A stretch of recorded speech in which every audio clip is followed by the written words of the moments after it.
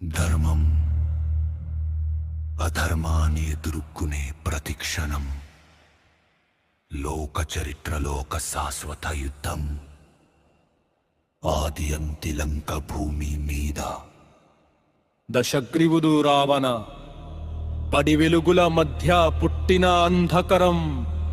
ఒక గానం, ఒక గర్వం, ఒక మహాబలం. కని ధర్మంని నిలబట్టడానికి ఒక బాణం చలు, ఒక ప్రాణవం సరిపోతుంది, ఒక రామచలు.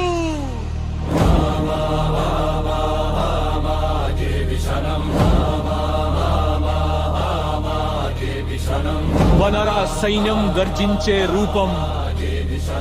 గిరివలలో మస్తు పట్టిన హనుమ రాక్షస బలన్ని విడిపట్టి యుద్ధం ఒక పోరాటం కాదు, ఒక నీతి.